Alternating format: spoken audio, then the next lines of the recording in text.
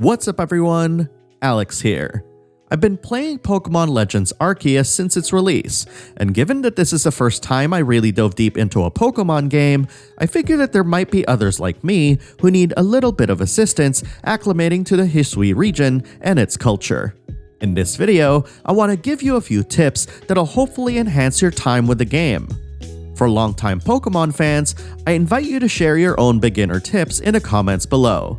And if you like JRPGs, Japanese, indies, niche titles, and more, please consider liking, commenting, and subscribing to the channel. With that out of the way, let's begin our journey. Because of Arceus' increased emphasis on crafting, gathering Apricorn and Tumblestone is simply the best way to get Pokeballs. Pokeballs require you to gather lots of these materials early on, and when you're starting out, it's good to have a ton of these at the ready for easy crafting and capturing. You'll find Apricorn simply by looking for trees with fruits, like this one, and throwing a Pokemon at them to shake them down. Keep tabs on which specific ones drop Apricorn, as they'll yield more once you leave the area and come back to it. Much like Apricorn, you can find Tumblestone at ore locations, like this one, and you can send out your Pokemon to mine these locations.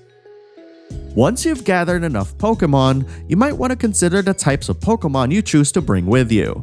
And sure, while it's cool to have 3 Bidoofs in your active party, it might not be as useful, especially if you encounter Pokemon that are strong against them.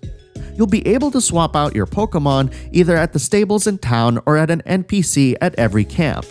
These NPCs can also completely heal and revive your entire party as well, so make sure to take advantage of that perk. In terms of party composition, a good rule of thumb is to make sure that you have Pokemon of different types, and you can quickly skim through them just by looking through and checking this part of their profile. Having a balanced party with a ton of different types will help you be prepared to face whatever challenges you might encounter while out and about. Battles in Pokemon are all about finding attacks that are super effective against your enemies. But if you don't have decades worth of experience or have memorized every Pokemon's attacks and elemental affinities, you might want an easier way to know if you picked the right one for the job. When selecting skills to use, you'll notice that there are multiple symbols to the far right of each row. What you're looking for is this circular symbol, which means that this particular attack will be super effective against your opponent, causing increased damage and sometimes a status effect like sleep or poison.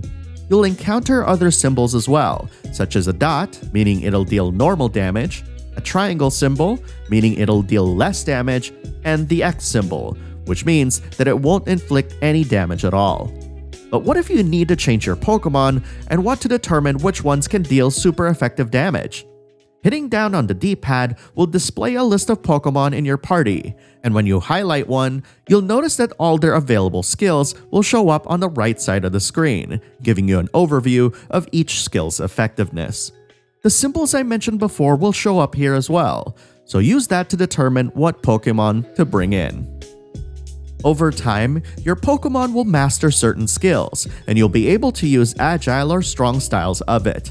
Agile style skills will allow you to get your next turn sooner at the cost of dealing less damage, while Strong style skills will let you inflict larger damage at the cost of delaying your next available turn. You'll notice, however, that in certain instances, using either style won't affect your enemy's turn order at all. In order to see if your Agile or Strong style has any effect on the battle's turn order, press the Y button to display that information. Being able to know whether your Agile or Strong style skill affects your enemy's turns will allow you to maximize the amount of damage you deal. For instance, if you thought that using an Agile skill will net you a turn, and as it turns out, it doesn't, you can opt to use the regular style and deal the normal amount of damage. But be careful, as the effects of Agile and Strong style on turns might show up much later in battle. As you continue to progress through the story, you'll start to notice that some side quests require you to present a completed Pokedex entry for specific Pokemon. What this really means is that you'll need to accomplish a number of objectives on said page in order to complete it. In other words, you don't have to complete all of the objectives on the page to mark it complete. Once this portion of the page shows complete, you may present that page to the quest giver and claim your reward. Your inventory space is quite limited when you start, but you can expand it thanks to bagging at HQ. I recommend starting out by buying at least 3 to 4 bag upgrades to get a little bit more space. Another way to save space is to make sure that you've crafted medicine, Pokeballs, and anything you'll need while you're away. You might be surprised to know that doing this might clear up just enough space to let you keep going. If for some reason you still need to offload some of the items you've gathered, each camp gives you access to your storage chest. You can fast travel to any camp just by bringing up the map and selecting a specific camp to travel to. But be forewarned, certain camps will only show up after completing specific side quests. Once you've researched at least 10 different Pokemon, you'll earn a bonus from the professor each time you turn in your survey data. This is especially useful to know during times when the time of day changes and new Pokemon come out in the wild, so keep an eye out for them.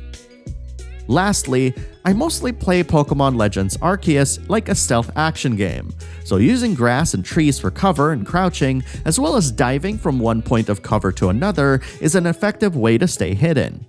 Arceus also values your distance from your target in order to determine if they'll aggro towards you, so if you can help it, keep your distance.